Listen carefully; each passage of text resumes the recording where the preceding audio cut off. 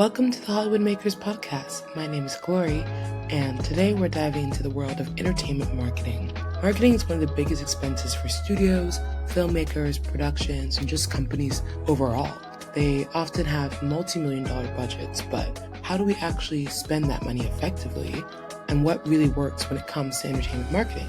Whether you're a consumer, an independent filmmaker, or a marketer yourself, it's important to understand the difference between preconceived notions and what actually drives results. So, today we're breaking down a couple common myths about entertainment marketing and deciding whether they're fact or fiction. Let's start with one of the biggest myths. Does going viral automatically mean success? In this industry, it's a dream to have everyone talking about your show or your movie and to break through all the noise and reach millions of people. But does that actually equal success? Not always. It's crucial to build fully fleshed out campaigns so you can make use of the attention that you might get, and you can plan to follow those up with waves of storytelling, not just a one-time buzzworthy moment. This is especially important for smaller independent filmmakers and content creators. Big studios or companies have the money and teams to quickly capitalize on a viral moment, even if it wasn't planned.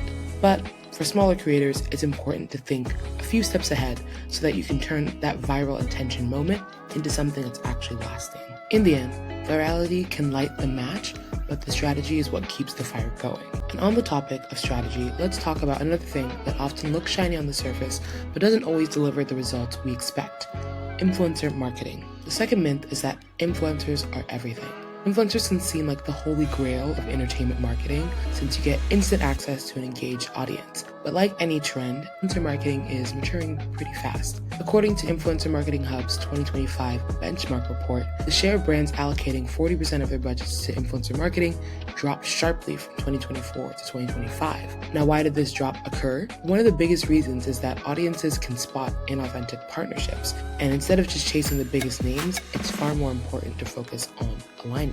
The new approach is to ignore vanity metrics like follower count and instead focus on performance-based metrics. For example, imagine you're making a movie about a struggling POC mom balancing a career and family. It might seem like a great thing if someone like Nara Smith were to tell her large audience to watch that movie, but it could also be ineffective. Even though she's a well-known POC mom influencer, her brand is rooted in luxury and affluence, and that mismatch means that the promotion might not resonate with her audience, which would end up being a huge loss considering influencers of that size typically charge a lot for a partnership.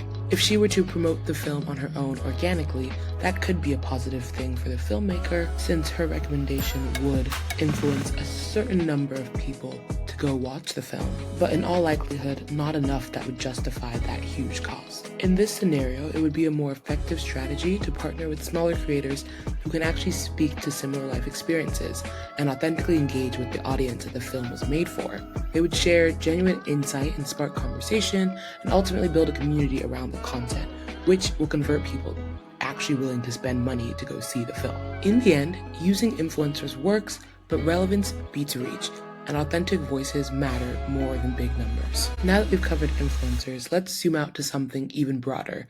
The idea that if you can just get your content in front of enough people, it'll automatically convert. Unfortunately, that's just not true. Myth 3 is that more impressions mean more conversions. Marketers and business people love big numbers in terms of views, impressions, reach, and all of the flashy stats that make a campaign look like it's successful. But the truth is, more eyeballs on something doesn't always mean more ticket sales or more streams in the end. It's easy to fall into this trap of chasing visibility, but awareness alone isn't enough if it doesn't drive action. For example, a movie trailer can get 10 million views, but if those viewers aren't the right audience, the people who actually go and buy a ticket, then that number doesn't really mean much. What really matters is, are people curious enough to look up more? Are they adding it to their watch list? Are they talking about it in a way that sparks word of mouth? Those are the signals that convert curiosity into action. It's not just about shouting the loudest, it's about speaking to the right audience at the right time in the right way. Though awareness is important, marketing is about getting people to do something. Therefore, it becomes much more important to make sure you're speaking to the right people. In the end, engagement beats exposure. You don't need everyone to see your campaign or your content, you just need the right ones to care. While some people think more exposure is the goal, others believe audiences don't even want to be marketed to at all. But that's also not quite true. The fourth myth is that audiences don't like being marketed to. There's this long-standing belief that people hate marketing, and in general, that can be true. People hate to see ads, especially for products that they don't care about, aren't relevant to their lives, or they have seen many times over. There's a general consensus that people are always going to be resistant whenever you try to sell them something. But in the context of the entertainment industry, that's not exactly true. People actually look forward to seeing trailers of a new movie or a new season of their favorite TV show because they anticipate the content that's going to come from it. And this is where marketing becomes even more important. In contrast to other industries, marketing is almost an extension of the storytelling of content, which can be a positive thing since it drives more engagement, but can also present challenges since if audiences feel that the marketing does not match the content or their expectations of what the content should be, then the reaction is a lot more negative. But overall, that just highlights the importance for filmmakers, marketers, content creators to make campaigns that will actually resonate with their audiences and that are clever and more thought out. The same care that goes into producing the content should also go into producing the marketing materials. When done right, the marketing can even become a part of the content experience as well.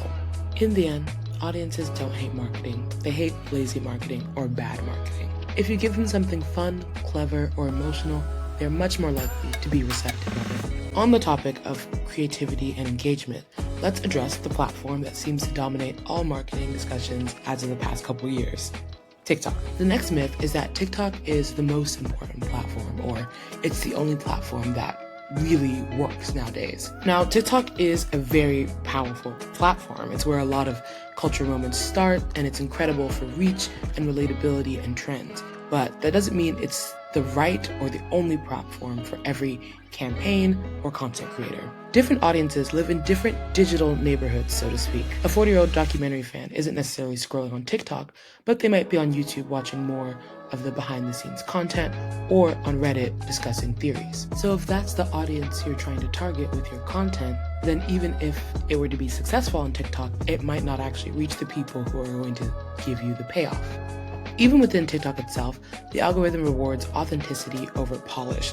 So a beautiful trailer that shows the cinematography of a film, for example, might underperform on TikTok compared to someone just casually posting about the movie. Versus on a platform like YouTube, it may be able to garner more attention and appreciation. The real key is understanding your audience and their habits versus just going where we think the most people are going to be. In the end, TikTok is a powerful tool, but it's not the whole strategy. You have to go where your story fits, not just where the trend is. And while on the topic of strategy, let's now talk about the supposed difference between PR and marketing. The next myth is that PR and marketing are totally separate.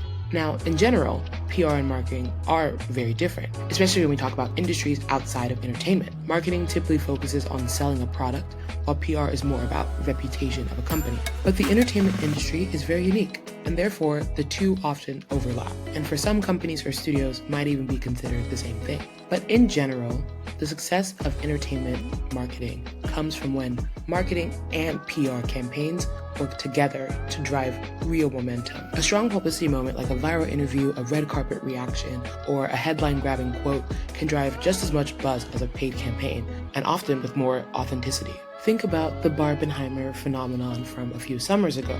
It wasn't a paid campaign, it was purely PR and fan energy, but it turned it into free marketing worth probably millions. The smartest teams know how to bridge that gap, because PR creates the moments people talk about, and then the marketing amplifies those moments strategically to make money. In the end, the best marketing feels like PR, but the best PR acts like marketing. They're not separate, they have to be seen as partners in your storytelling. And that brings us to the final and probably the most common myth of all, one that almost every creative person has probably said at some point, which is, if the content is good, it will market itself. It's a comforting thought for many filmmakers or content creators, but in reality, even the most amazing and brilliant work can get lost in the noise if nobody knows it exists. Nowadays, there's just too much competition for attention, so great marketing doesn't just sell, a story. It frames it and it helps the audience understand why they should care and what makes this specific thing special and worth their time. Some of the biggest hits in history weren't just good, they were well positioned and they had the right trailers, the right influencers, the right people talking about them. All of those choices amplified the art. That doesn't mean indie filmmakers or content creators are doomed, since they usually don't have marketing budgets or a marketing team. Even just being prepared to tell someone why your content is worth watching is a tactic that could lead to more opportunities than just giving an overview of what the content is about. Entertainment marketing is so interesting because you are ultimately selling a story, but also your marketing campaign needs to tell a story as well. And sometimes the marketing story becomes more important than the actual story. The important thing is getting people to come together or to action on actually watching the content, which is what marketing seeks to do. In the end, good content is the foundation, but good marketing is the amplifier that allows it to reach people and impact culture. In closing, whether you're an independent filmmaker, a studio exec, or just someone who loves a great campaign, remember, when it comes to entertainment, marketing isn't just about selling, it's about connection and context and creativity. In contrast to other industries, with entertainment, your marketing has to be dynamic, and it has to be constantly evolving from project to project, from studio to studio, or from filmmaker to filmmaker. Each piece of content demands its own unique approach to promoting it to people, which can definitely be a challenge to keep up with. But when you focus less on trends and more on storytelling, you build something that lasts far beyond just a moment.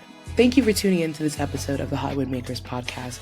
Be sure to like, subscribe, and be a member of our community where we'll continue to talk about the evolution of the media and entertainment industry. Once again, my name is Glori, and I'll see you next time. Bye.